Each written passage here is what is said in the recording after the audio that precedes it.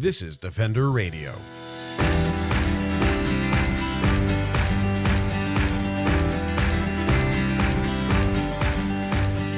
I'm Michael Howie, and this is Defender Radio, the podcast for wildlife advocates and animal lovers, brought to you by the Fur Bearers. The name Takaya may ring a bell if you follow wildlife news. He was the lone wolf who lived on the archipelagos in the Salish Sea on the eastern coast of Vancouver Island. The word Takaya means wolf in the Indigenous language of the Tsleil-Waututh Nation. Cheryl Alexander, a conservationist, photographer, and educator, spent several years forming a distanced but unique relationship with Takaya.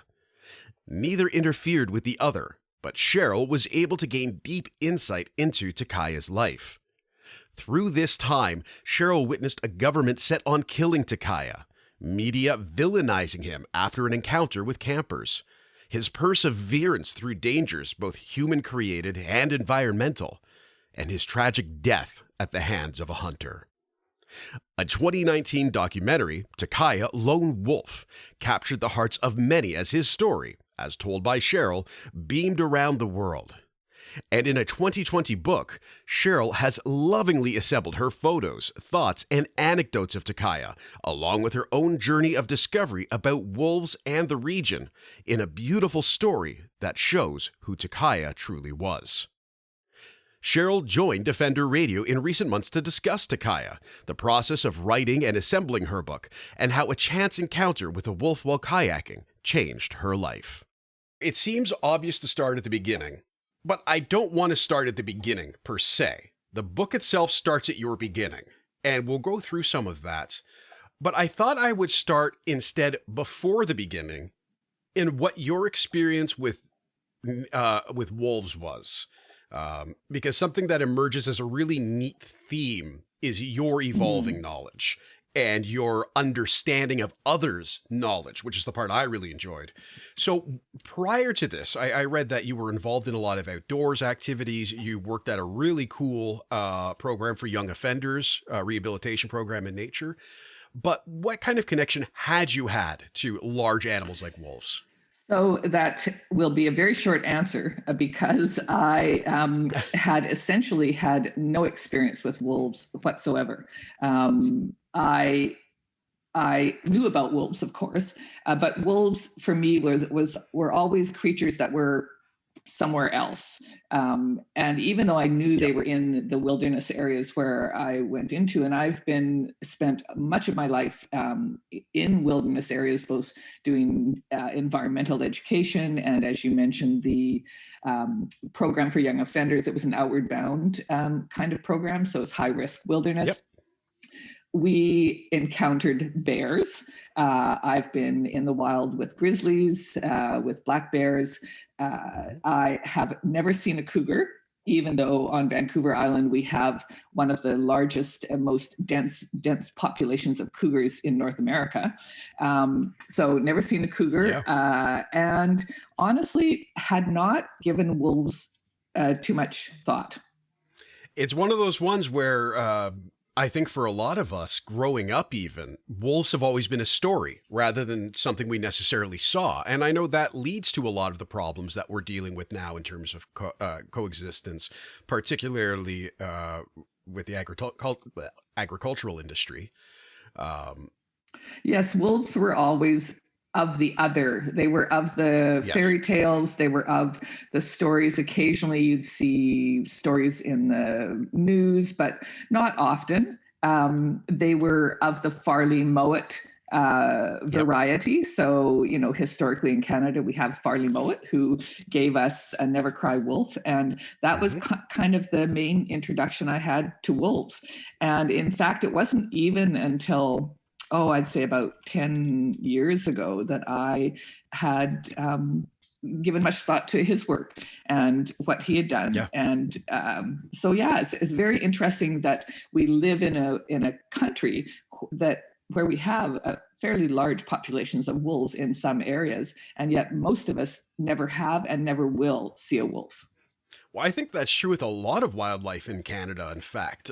Again, one of the ones that's been fascinating in the news lately, and for those listening, we're recording at the end of May 2021, the encounters with bears in the wild in BC and Ontario and everywhere in Canada, it surprises me because the first thing people say is I was surprised. And the first thing I learned about nature as a city kid, let's be clear, is when you're in nature, you should expect to see nature. Yes. You know, where I grew up, of course, nature is more raccoons and aggressive politicians and insurance salespeople. But nonetheless, right, the expectation is if you're in nature, you can expect to see wildlife. And that's always a little odd to me. Yes. But I feel like we can cycle around that philosophy for a day and a half. Well, that's interesting, though, because my experience of being in the wilderness is that for the most part, you actually don't see many wild animals. And the reason you don't is because they avoid us and they don't actually want to interact with us. So it's only been recently that we have bears coming more into conflict with human beings. And it's because we're moving more and more into their territories and we're providing attractants and you know, in Victoria here, we have a huge urban deer population now. That did not exist 10, 15 years ago. Just you wouldn't see a deer. If you saw a deer, it was like, oh, wow, that is amazing. Now it is like, oh, get out of my garden.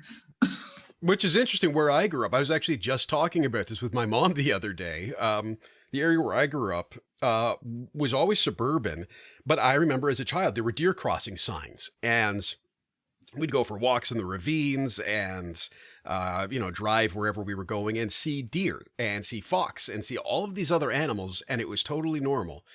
Then, I guess by the 90s, all of where they were running to and from got paved. And it's now, you know, 20, 30 years later, we're starting to see the animals again, not because they've returned, but because we've continued to push out and they're just figuring out a way to get by with what they have. Yeah. And that's, again, is one of those perspective shifts that changes the narrative of the story. And that is my segue that I'm forcing to talk about Takaya, because that is, for me, the theme.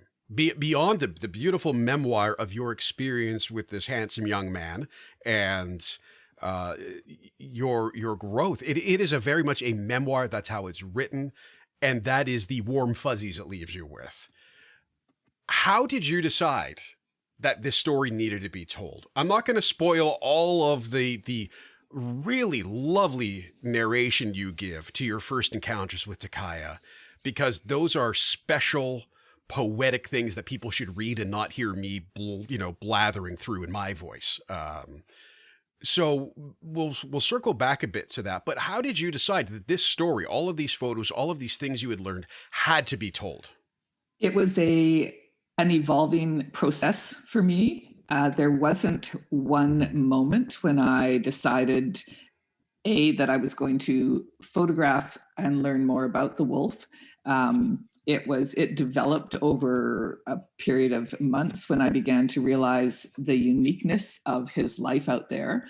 And I also began to realize that no one was paying any attention to it.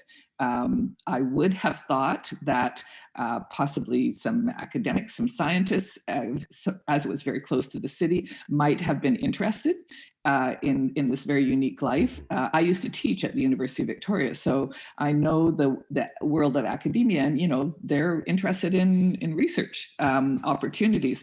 I was quite surprised to find out that the Parks Department knew very little about the wolf, didn't seem to be much interested. No one at the university, including the wolf specialists, scientists, were paying attention. So I just thought, I'm going to see what I can learn. And I had the opportunity to do that. It was an interesting process in terms of how I would do that, because I was a photographer in terms of my passion. Mm-hmm. That wasn't what I did for my work in my real life leading up to this, but it was something that followed me through my life. And I was very interested in wilderness and wildlife photography. So I thought, well, the key thing was, what's he doing? Can I see him? Can I take photographs? None of which was easy because he was elusive and wolves are not easy to see. So got excited when I actually saw him, and thought, oh, I actually got a photograph of this wolf. And then slowly, as I began to see some of the unique characteristics of his life, I actually was triggered by my husband, who said to me, I would come home and I described what I had seen. Said, oh my God, you wouldn't believe what I saw Takaya doing today. And he finally said, you should be documenting this with video. And I thought, yeah, but I don't know anything about video. So I set about to learn how to do that, because it was very interesting visually, and a way to document more aspects of his life. So all of that, I kept notes right from the beginning. I have books of notes, because I am a scientist, and I wanted to document what I was seeing and observing, and when I saw him. And so that was kind of the process. I didn't set out to think I would write a book, and I didn't set out to think I would produce a movie. And both of those things happened, and it's kind of been a big surprise to me. Yeah, it's funny how some of those things turn on you, eh? So I'm going to go out and paddle my boat out and see if I can get some nice photos. Oh, a wolf. Cut to 9-10 years later, and you're doing interviews about your book, having produced a film, and are making change for wildlife across BC. So it's always interesting how life twists around that way. It's been a journey, and it's been a wonderful one, and it's been a surprising one, and I'm very thankful for it. Yeah, and that comes through in the book. I gotta say, it's really enjoyable, because my expectations reading the book, to be honest, I didn't have expectations. I didn't know what to expect necessarily. But I had concerns that it was going to be I saw a wolf and I wanted to hug the wolf, and this is the story of hugging the wolf. Back in my head, that's what I was afraid of. And it is in no way that. It is, as I said, it's a memoir. As a journalist, I appreciate the way it's written from your perspective, with your own challenges of your thoughts, your little interviews with people and their commentary. How you put it together, too, I find very interesting. Was that sitting down at a giant table with 1,000 pieces of notes and things and trying to put it together? What was that process? That process was really interesting, because I had so many different thoughts about how I would write it. I have for years loved understanding other people's thought processes, and using quotes, and illustrating those quotes with photographs. So I just made personal calendars for years where I did that process. So I started off with that kind of thinking in mind. How would I structure it around some really serious concepts, like adaptability, inspiration, so I had that process, but I wasn't very good at figuring out how to tell it. And I'd never written a book before. So it was sort of like, okay, I need to figure out all the different dimensions. And I ended up using Trello, which, do you know Trello? I do know Trello. So I used Trello to organize, with the help of a really wonderful editor, to organize all the different potential threads, and then move them around and put them in places that seemed like they would fit, and then organize them around the conceptual content of each little sort of chapter. And I kind of wanted it to be available to all ages. So I really did not want it to be academic. From my perspective, that does not capture people, turns people right off. So I wanted the language to be really simple. And in fact, it's worked out that way, because I get all kinds of input from people who have kids, who read it with their kids. The kids love it. 11-year-olds are plowing through it. And so that's been really rewarding. It was an iterative process. Yes. And I can appreciate too, and perhaps this is a science background combined with the creativity. The first line of the first full chapter, so after the foreword, he arrived on the island shore alone, possibly at dawn, likely exhausted, probably exhilarated, perhaps fearful, certainly on a mission. That's one of my favorite lines I've read all year. All honesty, it sets both this visual of this wolf emerging onto the island, looking around and figuring it out, but also puts you in those shoes of what would I be feeling? And that to me is the magic of, you're not saying what he felt. You're saying these are the things he might have felt. These are the things he might have thought based on what we know. And that is such a difficult line to walk and needle the thread. So congratulations, first of all, for that. But thank you. Is that what your experience with Takaya, the first times you came upon him and you started looking for those footprints again? Are those the kind of thoughts you were having then, or did that come with more reflection as time went on? No, those are the kind of thoughts I was having then.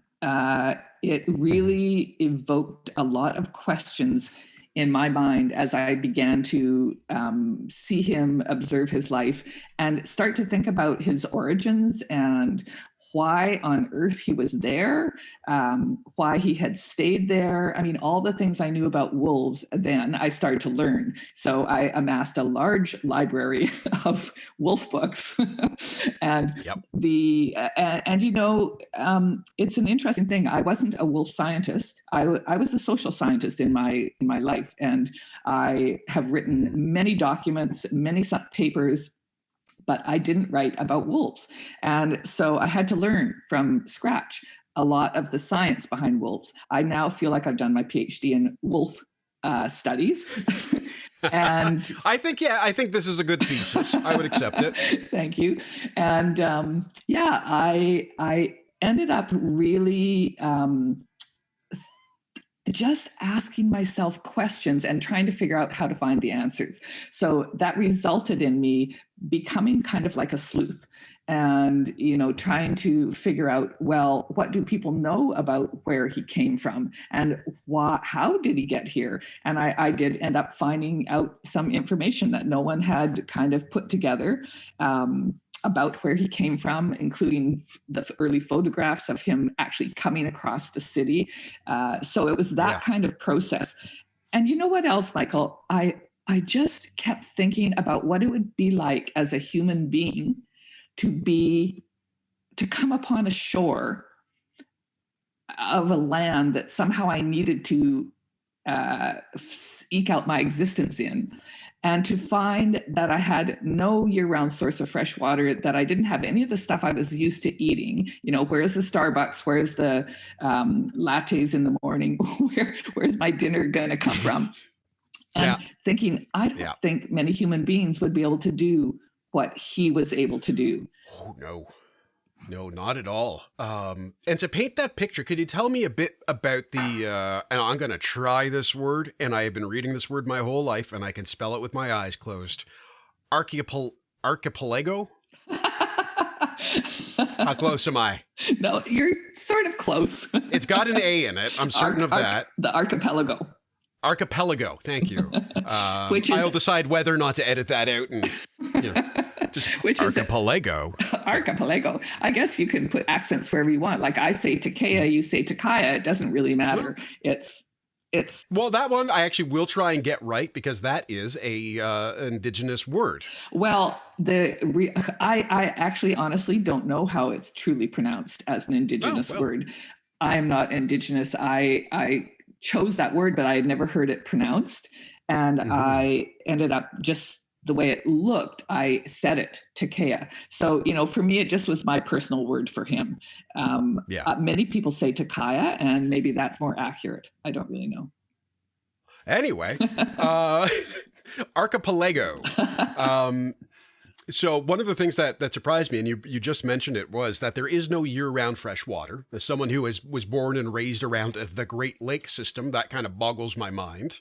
And it is surprising. I mean, I would think Vancouver Island would have something, ponds or inlets that somehow fresh water can sustain it. But I guess it makes sense. It's in the ocean. Well, Vancouver Island does have tons of fresh water. But this is not Vancouver Island. This is a small archipelago. Archipelago. Very close to Vancouver Island. But it is just a tiny group of islands that is not connected to Vancouver Island, although it's very close. And it is what does not have a year-round source of fresh water. Right. And one of the things I thought was very cool, and again, I'm going to be skipping around a little bit here. I apologize for that. But you had surmised, because Takaya was clearly traveling around. Takaya was traveling around, going from spot to spot, and had clearly come to this island somehow, clearly swimming. And the concept had been that when there's a low tide level, you can connect them all.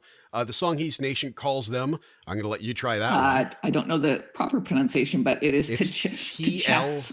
To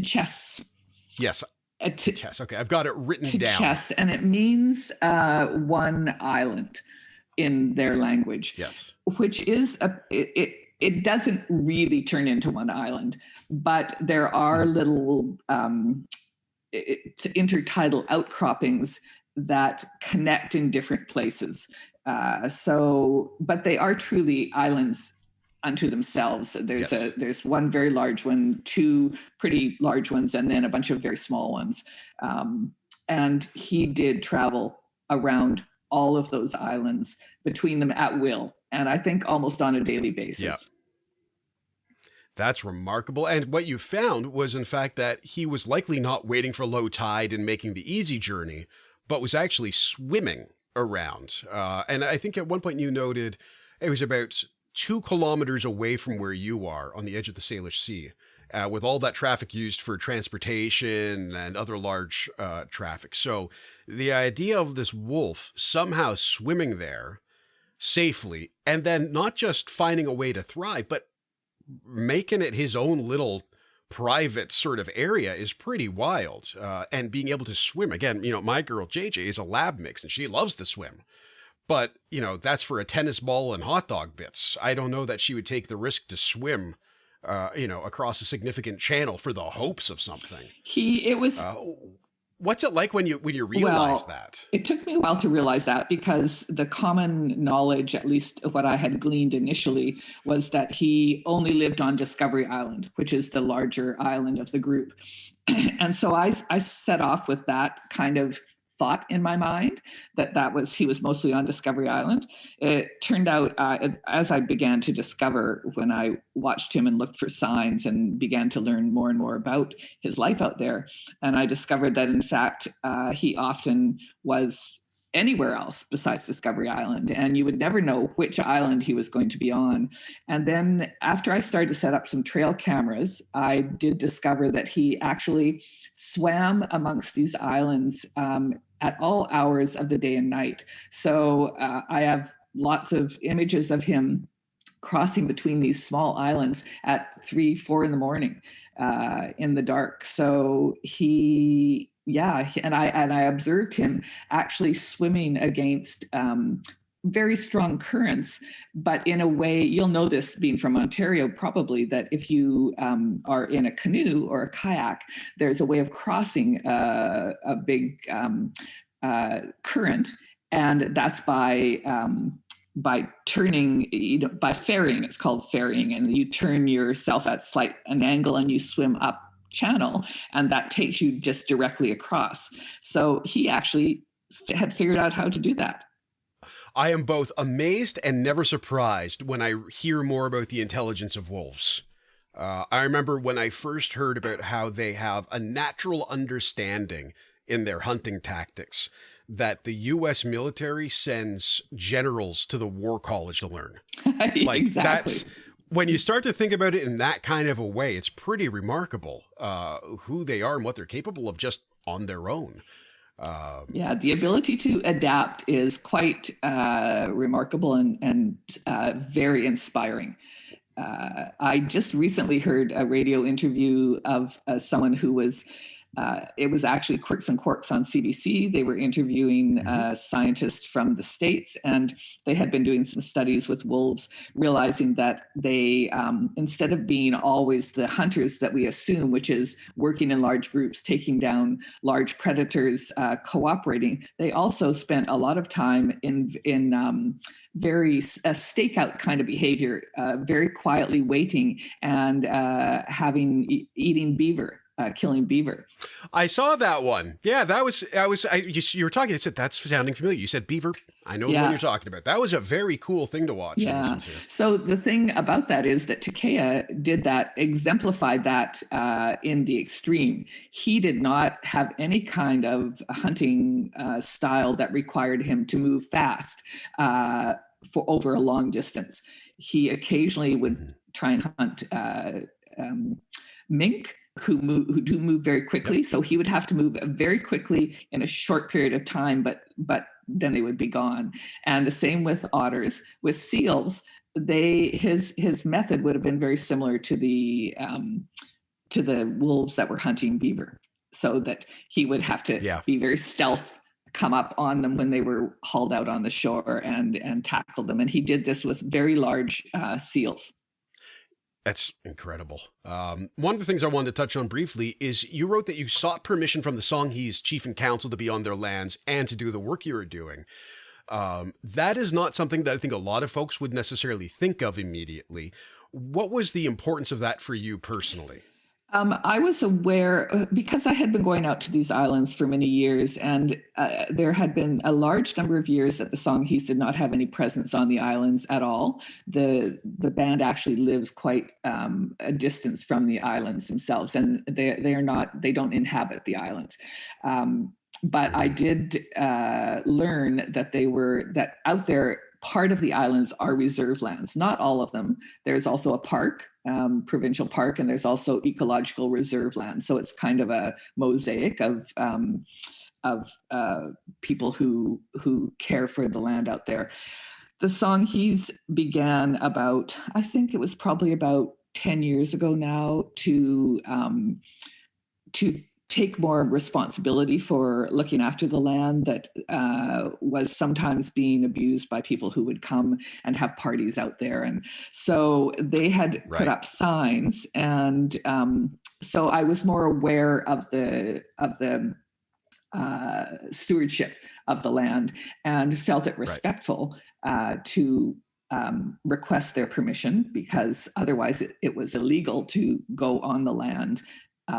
Because it's trespassing. It's their reserve land. And also, I just honestly thought that they would be very interested in participating with me and in being part of the film. It was when I decided to do the filming that I made that request, because otherwise I was primarily photographing from my boat, or I was on land that was the park land. So that hadn't been an issue, but when I was wanting to film and get more intense about it, that's why I involved them. I think that's very important to note. And I think it's something that when we talk about wildlife, it is important to keep in mind that very seldom are we on nobody's land. And very seldom is there no relationship to the land. So it is important to ask those questions and be respectful, as you said. And there are times when we can very easily break the law too. Again, very important to do that. I'm just skipping around my notes again, trying to make logical connections to things. That's how professional I am. Probably edit this part out.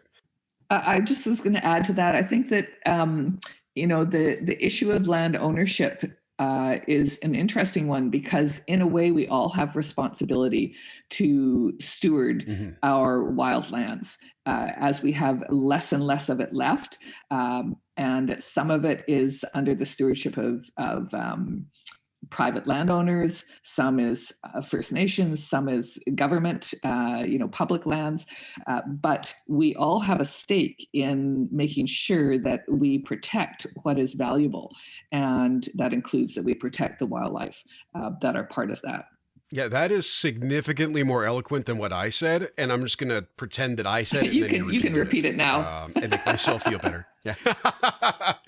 Yes, that's a wonderful way of saying it. I want to talk a bit about your relationship with Takaya. Like, how do you form a relationship with a wild animal in this way? And I apologize for that term, wild animal, but to set that question kind of.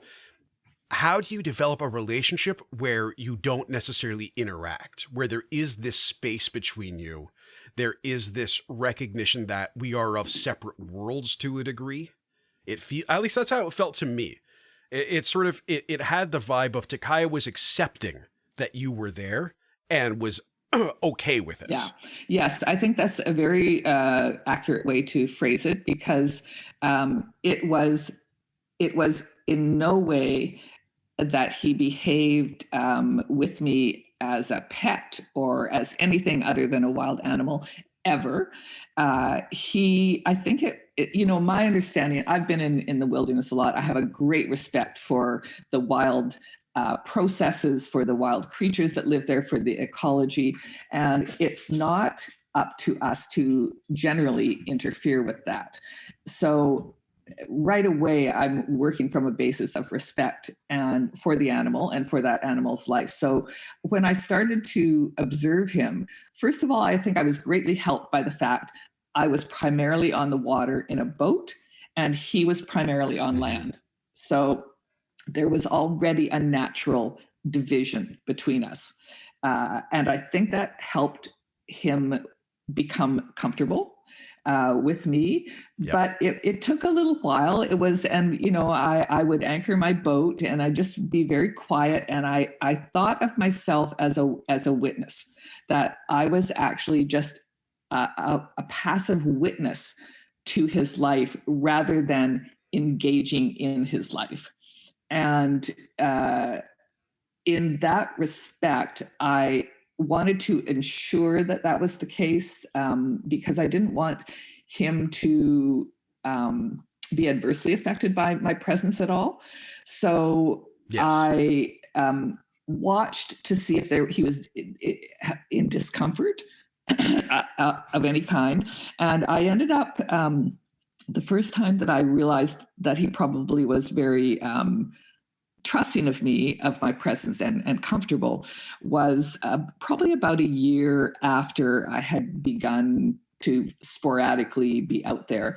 And I was observing him. He was doing his thing. I was out in the boat, and he then was laying down, and then a group of he heard something, and I could see that he heard something, but I didn't hear it. They can hear a lot quicker than we can. Mm-hmm. And so he went and he laid down behind this grass, and he just sort of peered out. And I thought, oh, what's going on? And then I noticed that there was a group of kayakers coming through the islands. And so I kind of looked the other way, pretend like I wasn't looking at anything. They did not see him. He observed them the whole time. And once they were gone, he came back out and laid down right where he had been. And then he proceeded to roll upside down and, feet in the air. And it was very cool. And I thought, wow, he actually really trusts me, that he's willing to put himself in that vulnerable kind of position. And so I actually contacted David Meach, who is the guru of wolf. Yep. He's written a huge number of textbooks and scientific information about wolves. And I just phoned him up. And I said, can I talk to you a little bit? I've got this situation where I'm observing this wolf and I want to run a few things by you. And so one of the things I asked him was what he thought, was I negatively imposing on Takaya or habituating him? And he said, nope, not at all. He said, you are simply, he has simply learned that you are not a threat to him in any way. And he is obviously just carrying on with his life. So that's what enabled me to feel comfortable doing what I was doing, and also realize that I actually was now being given a glimpse into his life as he lives it out there. Yeah, it's remarkable, and the stories you tell of that. There's one where you mention I actually wrote down where you have it in here, and again, it's in my messy notes. Yeah, just keeping an eye on you is the same. So the way you wrote about Takaya keeping an eye on you is the exact same way JJ, who is currently, I think, behind my couch, typically keeps an eye on me. She lays down, head on paws, in a position where, so I'm in a small apartment. She can see where I am. She can see where other people might be. And she's in a position between me and her food. And, but it's that same laying down, head on paws, just watching. I'm keeping an eye on things. And that, again, for me, is one of those moments that, and this is how I got more involved in wildlife, was recognizing that behavior is universal. That's not a dog thing. That's not a human thing. That's a sentience thing. That's, I care about you. I'm curious, and I'm going to keep an eye on things. Yeah. It's a very simple emotional reason that we try and push away, I think, with a lot of that other stuff that comes into our heads. Yeah. Yeah, it's very, the connection that I had with Takaya, I think, I mean, if you just distill it down, it was one of trust in terms of not that he felt I was doing anything for him. He just was okay with my presence.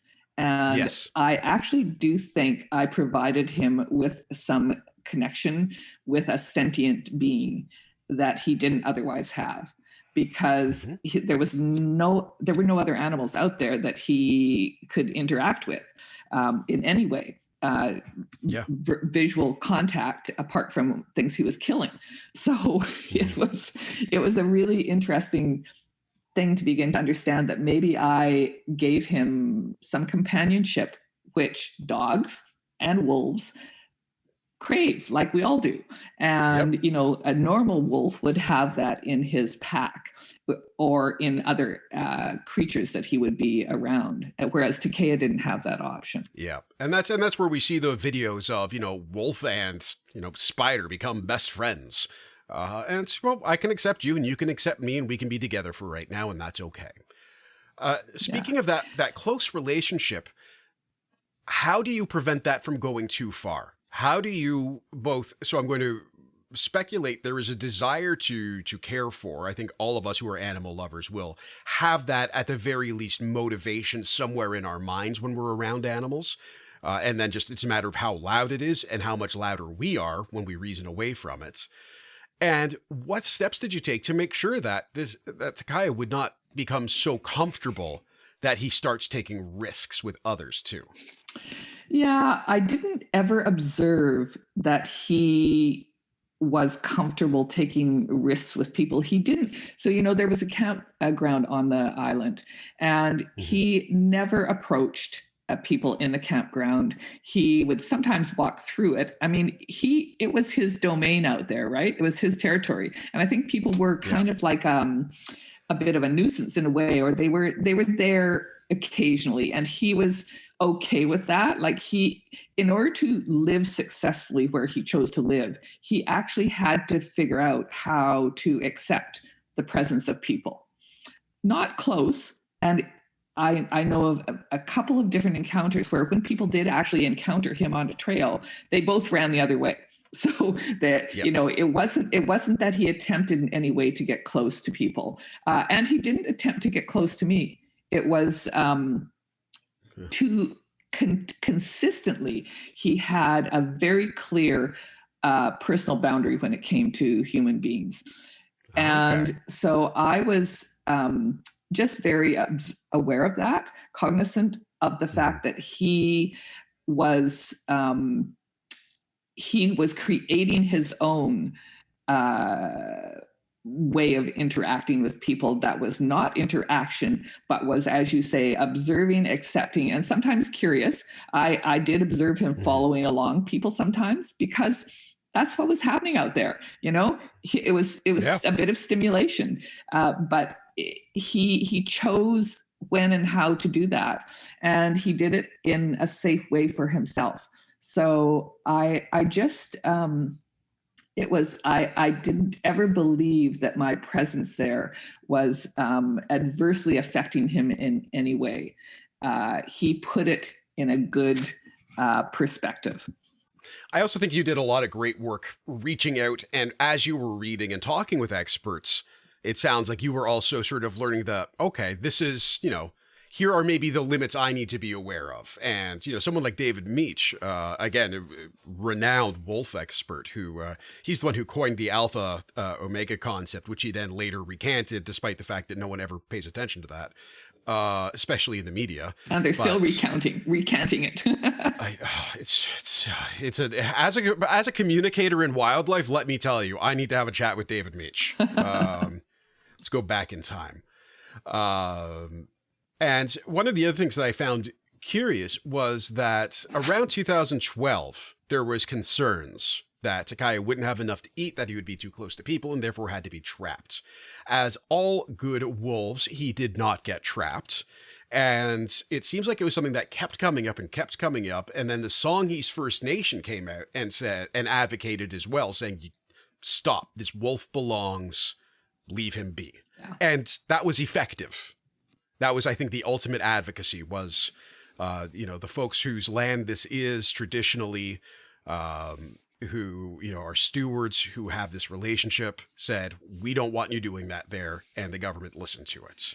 Yes, they did try to trap him twice, and they failed twice. So it was great that they then listened to the Songhees advocating to let him be and to just see what happens. And if he can't feed himself out there, he'll move on. And he did not. So that was, and it did keep, there were a couple of times when it was potentially problematic, but for the most part, he was there for 8 years. He had almost no interaction with people that was in any way construed negatively. Occasionally, a couple of incidences happened that I was aware of, that someone had left like a bag of dog food out. I mean, who does that? Someone who actually really does not understand wolves, wild wolves. They may have been thinking that they were doing him a favor, but they obviously did not understand that he did not need their help, and he certainly didn't need kibble, and that was potentially detrimental. The 2 times that I found that, I simply removed it, wrote a note to the person, because obviously they were probably coming back, and explained to them why this was not an appropriate thing to be doing, and that in fact it was potentially destructive for Takaya, and that they should not do that again. So yeah, I don't think Takaya needs any cooked down carbs, really. One of the things that came up, and you wrote about this in the book, was a 2016 incident in which I guess it was a family or some hikers were out on the island with their dog. And keeping in mind, there are signs at this point. 2 dogs? Okay. There are signs at this point saying, there's wildlife here. Don't bring your pets. Be aware, blah, blah, blah, blah, blah. This has been in the media for a few years now. The Discovery Island wolf is now a known thing in BC. And they ended up having to call for help to be, quote, rescued from the wolf. And, some of the media coverage was not ideal. What was your, this is my personal pet peeve, FYI, as listeners to the show are aware from my many rants on the subject over several years. What was your response to what the media coverage was, and and again, you wouldn't have known what happened, but you have a lot of insight both to the geography and the wolf involved. So how did you, I guess, first react, and what did you see as maybe the major issue in that coverage? In the coverage, oh, wow. Well, I did know almost immediately that it had happened. I was sent a text, and I went out that next morning to the campsite. And I did speak with people who directly spoke with the people who this had happened to. And one of the key things that they said to me was that the people who had encountered him the wolf had not behaved aggressively toward them at all, but that they were simply afraid, and that they didn't know what might happen. So the way it was reported in the media was, to me, appalling. It was, as media does, sensationalized.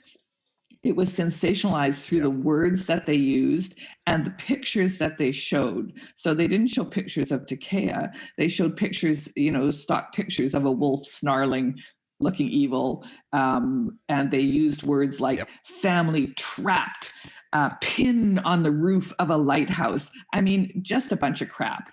And I found that incredibly frustrating, made me feel very angry, because what it was doing was imperiling Takaya and his safe continued existence out there. So it was honestly, Michael, at that point that things changed for me in terms of what of being willing to talk publicly about what I had been doing and learning. Until that point, I had spent 2 years keeping it very quiet. I didn't want to talk about it. I had started to film, but I had made a decision that I would not put the film out until he was no longer on the island, because I was really worried about stupid people coming out there and doing things that would endanger him.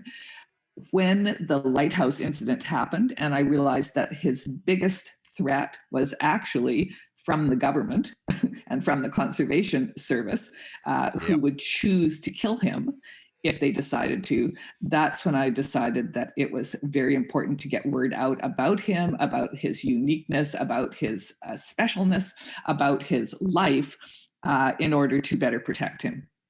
And in fact, that is what happened. Yes, and people fell in love with Takaya through your photos, through the stories, and I think, again, that's one of the things that really comes through, and it is in your book a little bit of spoken or oral history style, in that you have these little snippets from individuals, and this is the time I saw it. I absolutely love that. It sits in my heart perfectly as a story about this individual and your experience. And sadly, though, Takaya, I mean, with all of the incredible things he was doing, I think one of the fun things that I got from the book was the camouflage. His natural coloring somehow does not match the forests of BC, but perfectly matches this series of tiny little islands. It is, the photos you have of that are just so wild. Again, you hear it, someone tells you about it, and you go, oh, that's cool. And then you see it. And it's just, the response is, wow. Yeah, his camouflage was quite incredible. And I did observe many people would go paddle right past him, because most of the people out there were kayakers or small boaters, and they would go right past and have no idea he was standing there, laying, sitting on a bluff, or actually right down on the beach sometimes, and just didn't see him. Yeah, it's incredible. And again, it shows just he was the king of those islands. He knew where he was and how to get around them, and you know, he was comfortable watching people go by his island, which I think is fun. But unfortunately, that is not the happy ending one would hope. First, he was relocated or translocated. So do you, I don't know if you know that part of the story, but he was, it was in the winter, and he, for some unknown reason, decided to leave the islands, and he ended up in downtown Victoria. There are many questions about that will never be answered. There are many possibilities about why he left, and they include things like looking for a mate, although why he would wait till he was 11 to do that and not have done that in his younger years, I'm not sure. Looking for food, no, he didn't need food. He had tons of food out there. He had no problem, looking after himself, providing for himself food. Possibly got swept away on the currents, super strong storms at that time and currents. When he crossed these channels, he was always really good, but maybe he made a mistake. There's a hunter who consistently went out there, even though it was illegal, and would hunt ducks, and possibly interacted with Takaya in a way that freaked him out and scared him off. So there are a lot of different reasons why, or maybe he just got bored. I had not been out for 3 months before he left, because actually I was writing the book, and also it was super stormy. Tons of wind and very difficult to get out. So I had not seen him since November. And this is November, December, January when he left. And I thought, I wonder if he just actually needed some interaction or something with other beings. I don't know. But he was then trapped and captured in downtown by the Conservation Service. And it was, in fact, his reputation by then that saved him from being shot.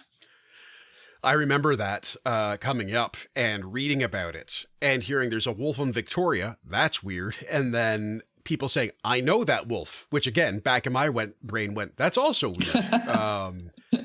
But, and again, if you look at the map, for those who are not familiar, from Discovery Island to Victoria is not a quick little jaunt. It's a sizable hop around a couple of communities. Like Oak Bay is a good sized town.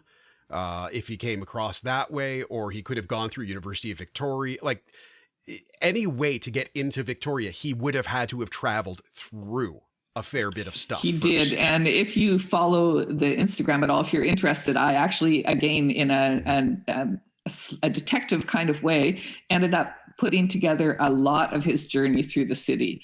And he was observed and filmed and photographed by people I ended up stumbling across accidentally. People would contact me. And so I know a lot about his journey. He was jumping 7 foot high, 7 foot high fences. He was in people's backyards. He was walking down the middle of streets. It was quite remarkable. He was in parkades. He was in almost in an old a senior's home. Senior center. Yeah. It sounds like he was concerned about where he was, is the impression I get too. He wasn't comfortable. No, he wanted out. He looked like he was looking for where to go, how to get out. Yeah. Yeah. Also familiar with that feeling when in a city. Yeah. No kidding. And it again, this is okay. He got translocated, and I think everyone kind of went, okay.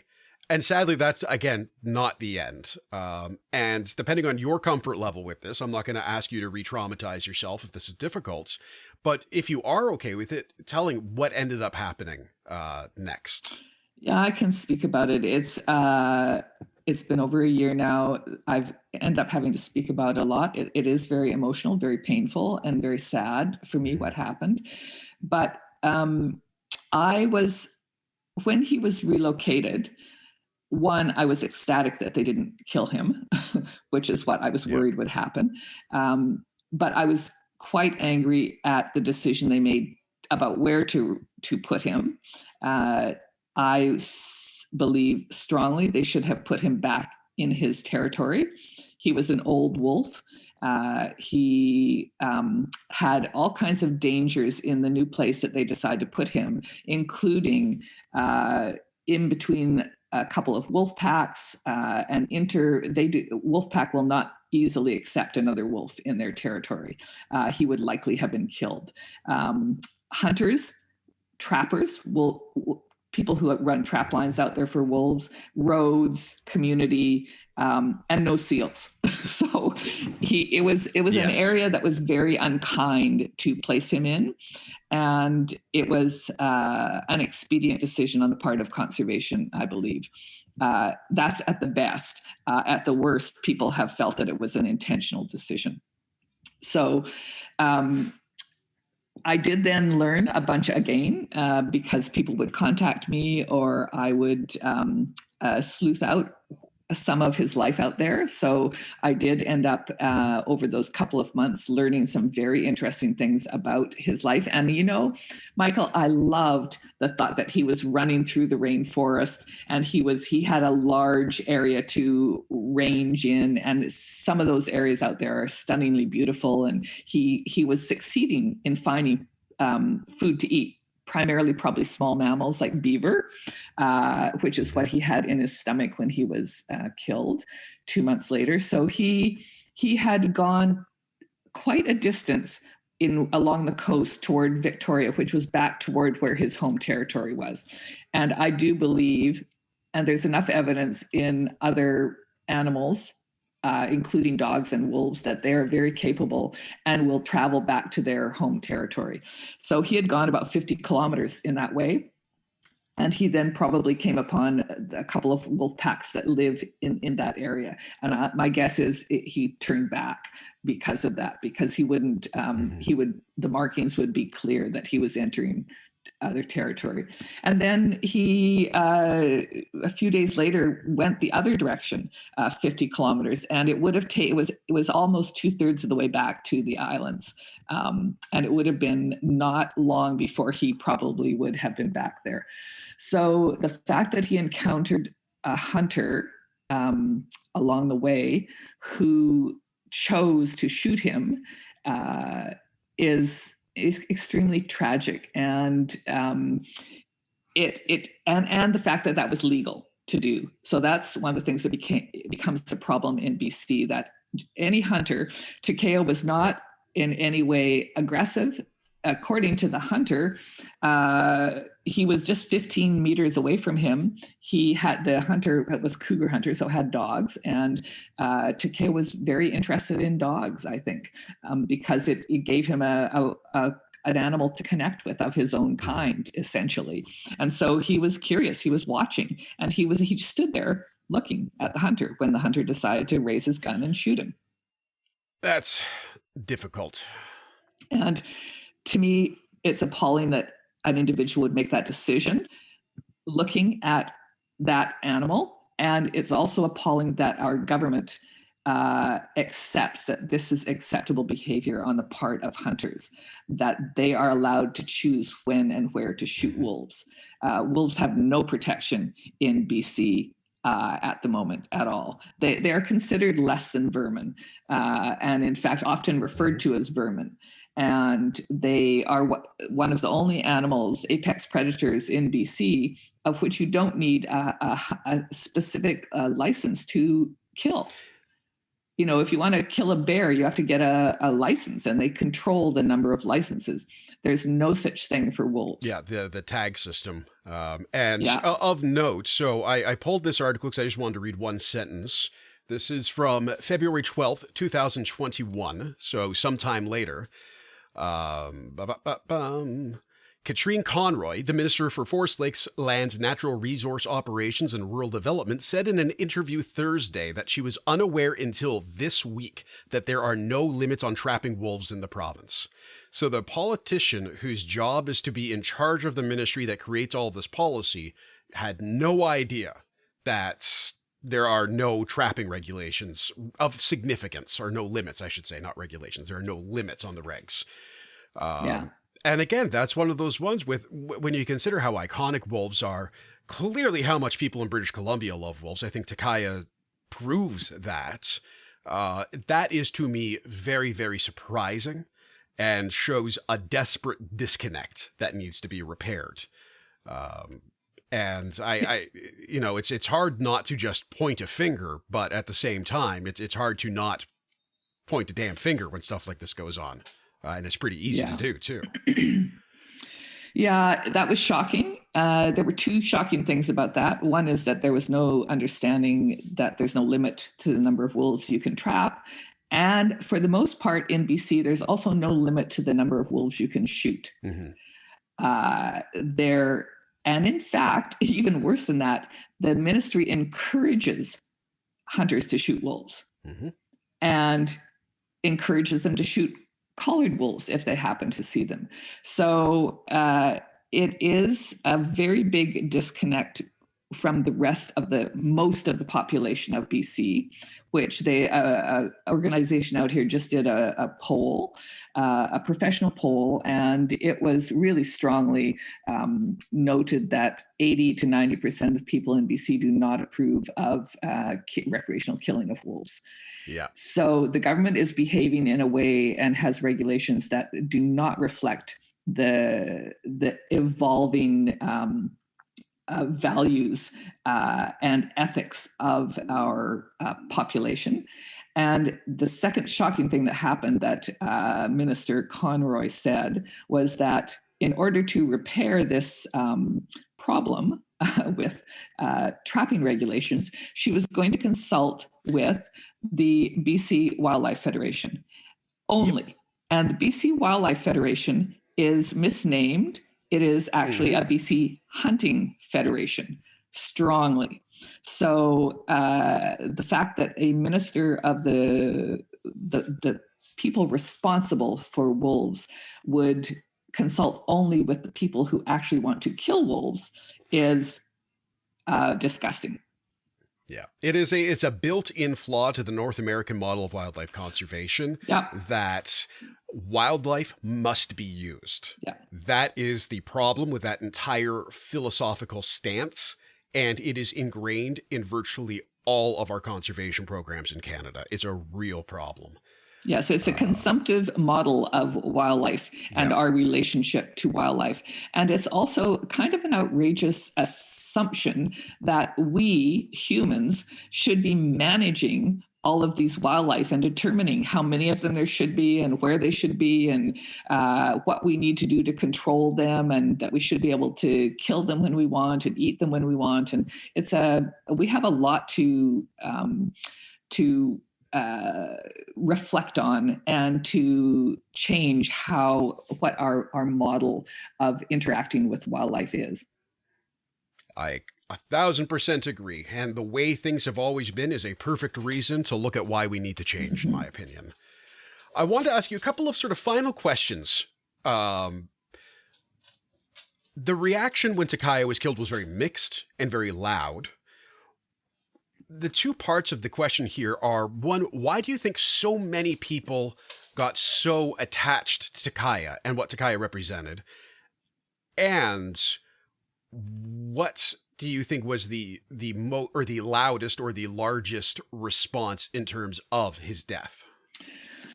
Oh, the loudest response, I'll answer that first, was very definitely one of outrage, of anger, of disbelief that someone would choose to shoot a wolf like Takaya. I mean, he was, I don't think I'm exaggerating when I say he was quite a stunning specimen of a wolf. Oh, he's beautiful wolf. And gorgeous. He also had a demeanor that was gentle. You could see it in his eyes. There was something about the way he behaved that he truly was like a Zen wolf. So that a person would, I think that's what caused the outrage. And it also may be what caused the strong connection that people around the world have now had with Takaya. He was, through me, people were able to see him as an individual, as an individual sentient being. And for the most part, we don't get an opportunity to see wildlife like that. We think of them as a pack or a population of wolves or a population of deer or a population of bear, but we don't often get to know an individual animal. And so I think that getting to know this individual wolf had a very powerful impact on people's understanding of what a wolf is or can be. And I also think he had so many admirable qualities that people were inspired by him. And it came along at COVID time, right? So his reputation expanded after the film and went to, it was shown in Europe, in France and Germany and the UK. And I continue to get comments and notes and messages from people all around the world about their feeling strongly that Takaya has meant something very significant during this time for them. And I think it also may have been about the isolation and the fact he survived alone. And we all of a sudden were surviving alone in our isolation, in our COVID isolation form, and having to confront being alone in a different way than we had previously. And Takaya, people would write to me and say, Takaya has helped me make it through this time. Takaya has changed my life. I just had a note yesterday from an 11-year-old boy in Switzerland near Grenoble saying how very much he loved his story and just wanted to know what happened in his life now.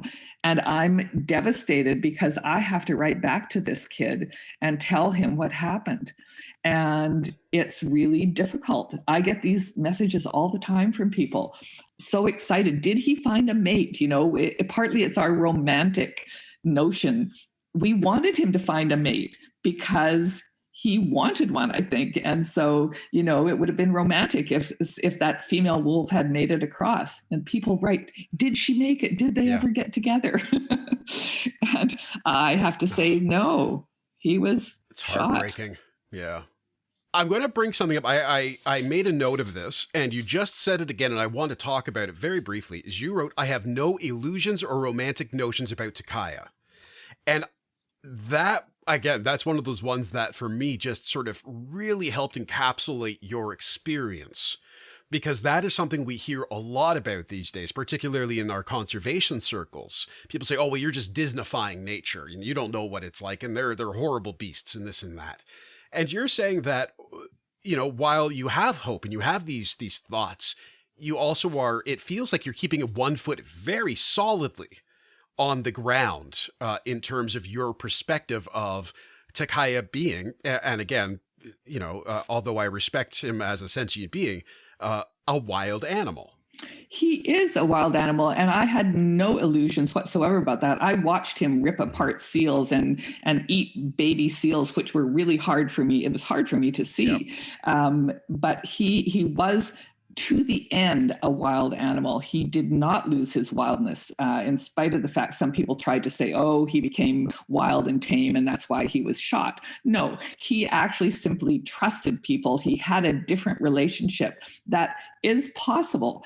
I'm not saying all wild animals are going to have a trusting relationship with human beings, and we are evil in some ways. We are destructive creatures in this world, and so hunters bring up this. Oh, wolves are horrible. Have you ever seen them rip apart a baby elk?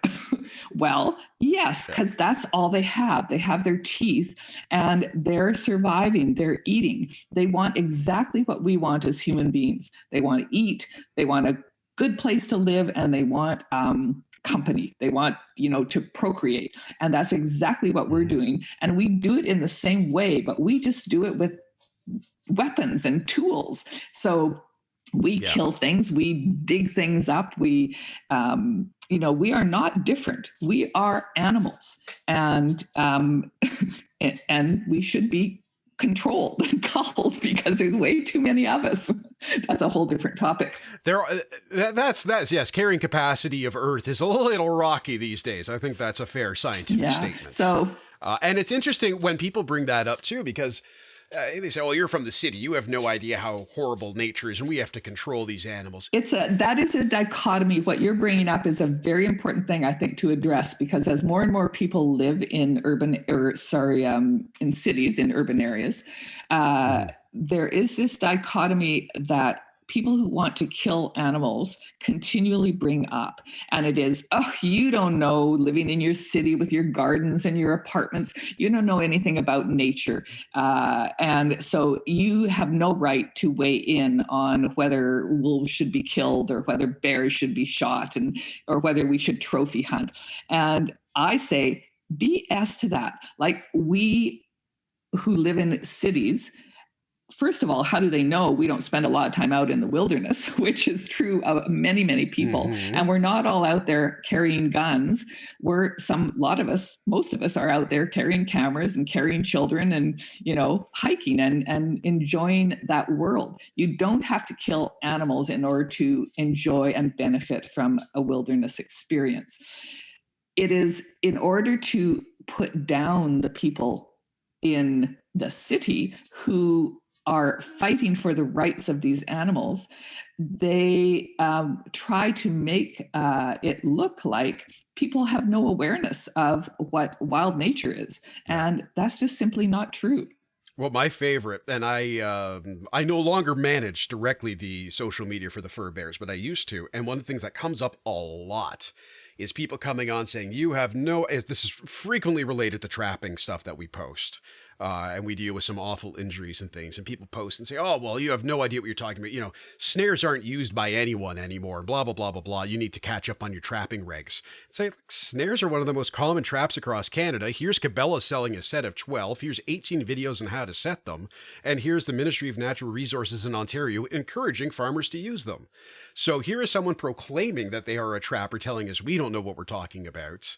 And it's like, no, you're wrong. And here are the 18 links that prove it beyond all reasonable doubt. But because I live in a city, I don't know what I'm talking about. Yeah, no, it's a shocking division that needs to be healed in some way, I think. And we have in BC here. Oh, I'm sure you probably know this as for bears, but there are industries. There are people who offer trapping adventure holidays so that people primarily from the US, but also maybe from Canada, can have their adventure holiday. And the whole point of the adventure holiday is to go out and someone sets a bunch of traps with them, neck snares included, and they trap a bunch of animals and kill them, and that's their fun adventure holiday. And it's quite shocking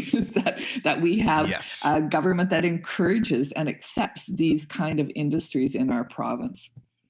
Yeah, and I encourage anyone listening to go back and look up, I was telling you before, we're having someone organize these for us now, and it would be real helpful to have it right now. But I did an episode specifically looking at, I think, the cost comparison of the economic benefits of trophy hunting and ecotourism. This is a few years ago when the grizzly hunt was being debated, and it's 10 to 1.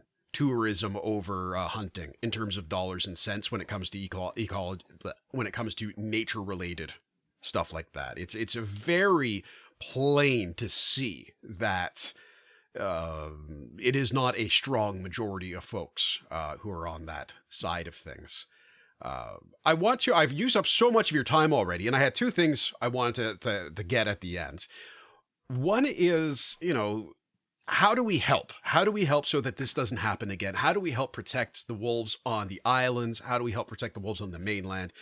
Because it feels almost impossible sometimes. And I think, I read your book and I would feel so defeated and so heartbroken after everything you have endured, after the beautiful stories you have shared. And yet here you are continuing to advocate. So the two parts of that one question are, what can we do and how do we keep doing it? Where do we pull that from? I think we have no choice but to continue doing this if we want wilderness and wildlife and actually our very life-giving habitat to continue existing. Mm-hmm. I have 5 grandchildren. I want those kids to grow up and be able to, at least, even if they don't see a wolf in the wild, know that they're there and hear them. Mm-hmm. And I want the ecosystems to be healthy. And we know that we need these apex predators to maintain our healthy ecosystems. So I think we have no choice. That's my first. We just have to keep fighting. With Takaya, I didn't imagine that this would be my life over the last year and a half. It has become very focused on ensuring that his legacy is strong and changes things for wolves in the future. So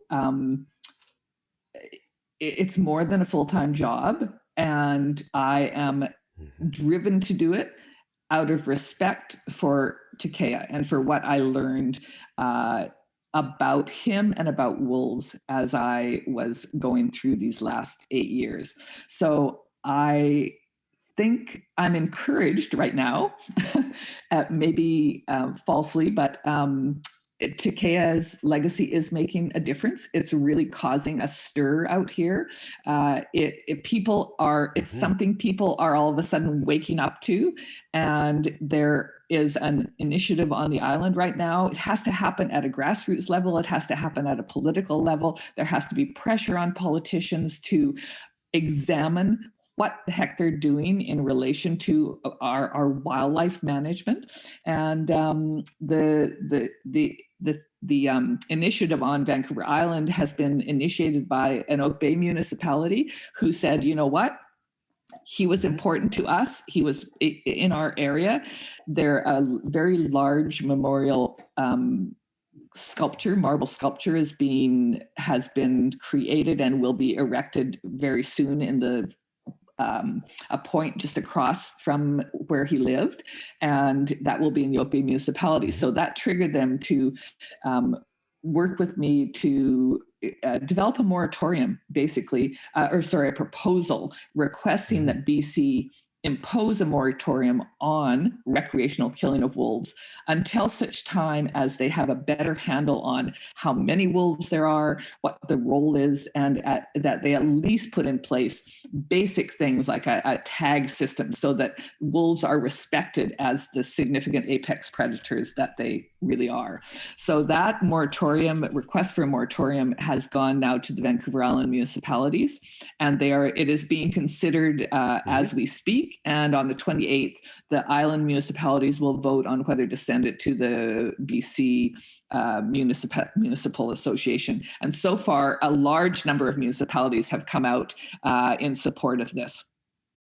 To learn more about Cheryl's work, see photos of Takaya and more, visit takayaslegacy.com. You can also find Takaya's Legacy across social media channels, and links are available in this week's show notes and at thefurbearers.com.